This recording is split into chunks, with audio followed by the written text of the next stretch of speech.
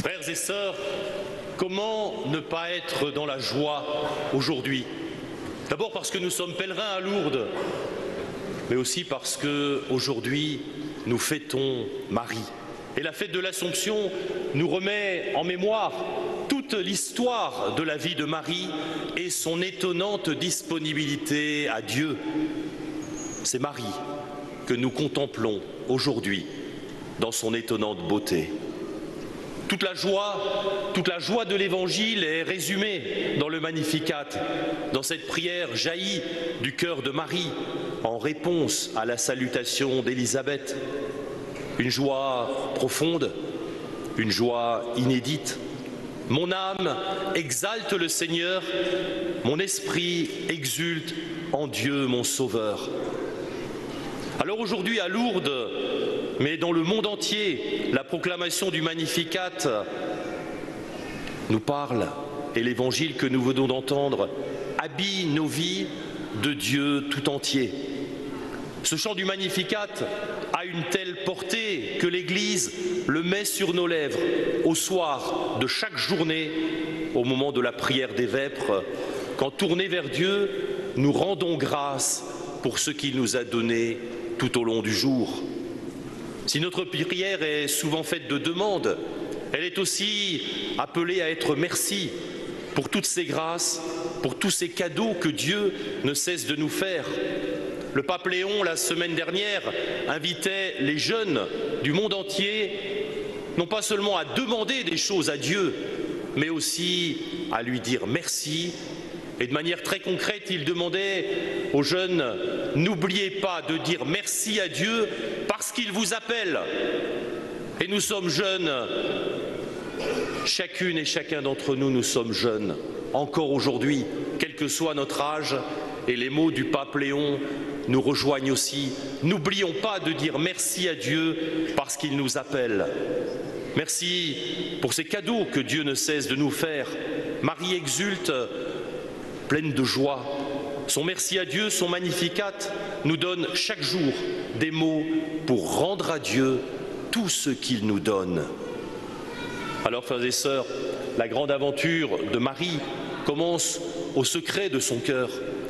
Une aventure qui commence par un appel, par une parole de Dieu et par une question de Marie. Comment cela va-t-il se faire? Question bien humaine, mais il n'y a pas de doute dans la question de Marie. Un dialogue qui s'engage, oui, mais pas de doute. Une parole qui va finalement ouvrir la porte à Dieu et transformer à jamais la face de l'humanité entière. Qu'il me soit fait selon ta parole, qu'il me soit fait selon ta parole. Voilà la réponse de Marie à l'ange, voilà la réponse de Marie à l'appel de Dieu.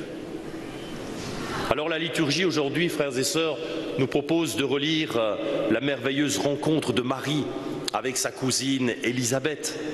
Dieu jette Marie et Élisabeth dans les bras l'une de l'autre. Elles ont besoin de faire communauté, elles ont besoin d'être ensemble, elles ont besoin de partager, elles ont besoin de relire tout ce qu'elles vivent. Tout ce qu'elles vivent et leur aventure en particulier avec Dieu. Alors Marie et Élisabeth ont chacune, à leur façon, répondu à l'appel du Seigneur.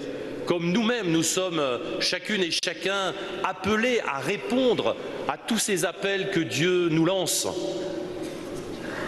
Marie et Élisabeth répondent. La joie est au rendez-vous de leur rencontre. Joie de Jean qui tressaille dans le sein de sa mère.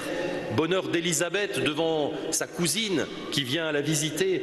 Joie de la rencontre, joie démesurée de deux personnes qui croient au plus profond d'elles-mêmes à la parole du Seigneur.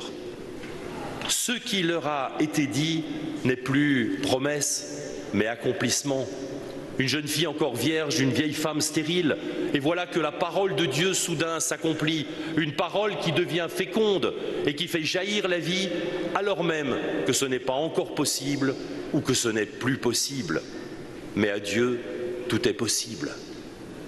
Et nous le savons, nous qui venons ici prier Marie pour qu'elle parle à son Fils de nos vies, de nos joies, de nos espérances. À Dieu, tout est possible.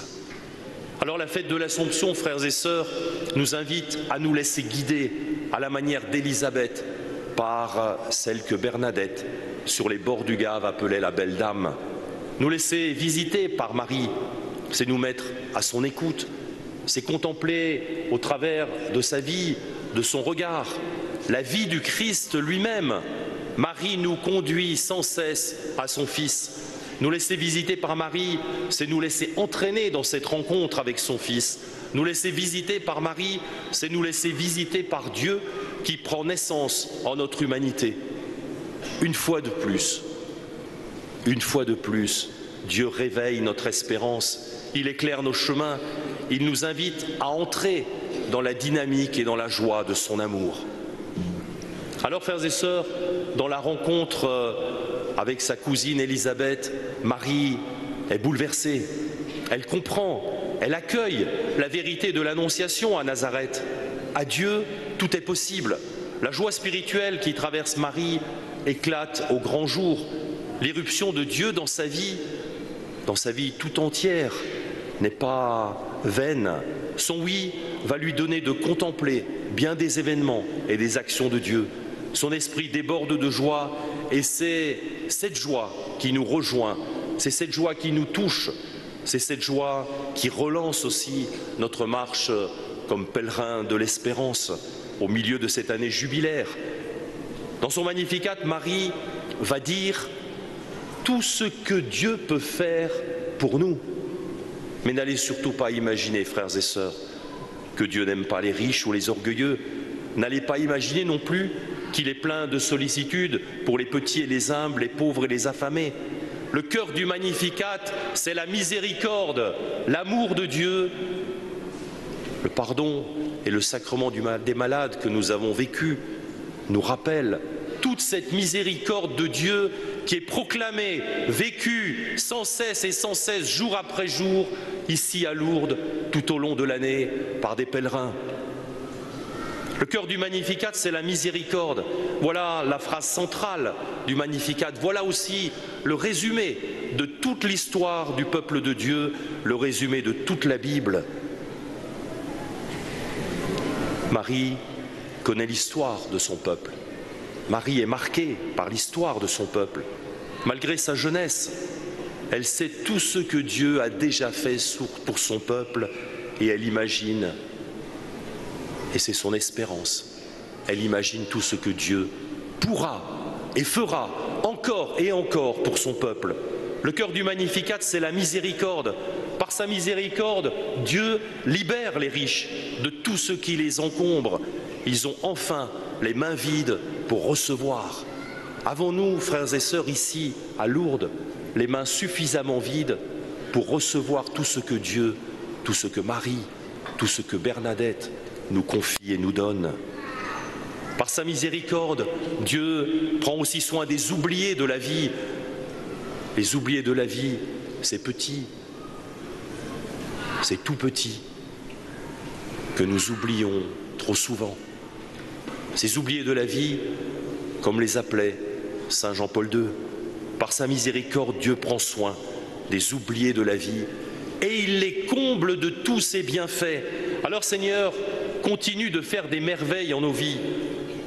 Fais des merveilles comme dans la vie de Marie et d'Élisabeth qui accueillent ta parole.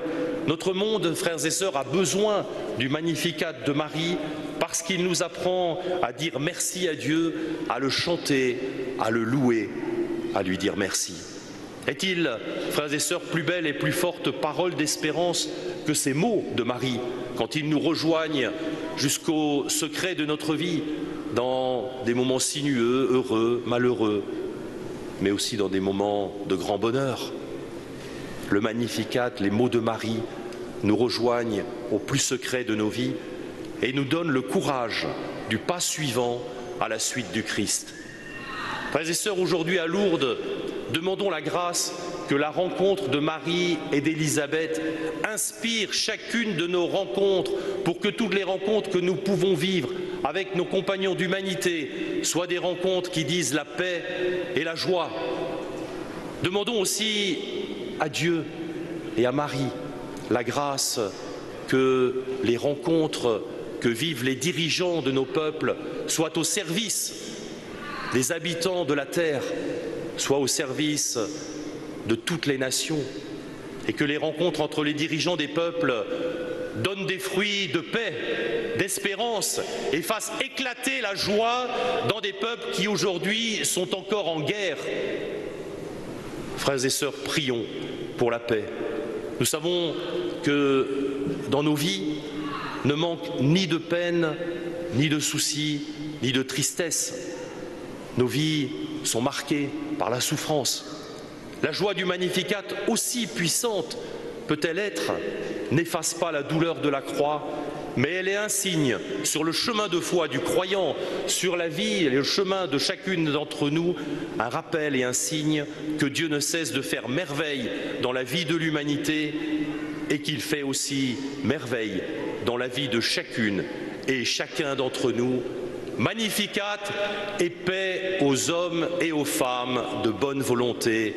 Amen.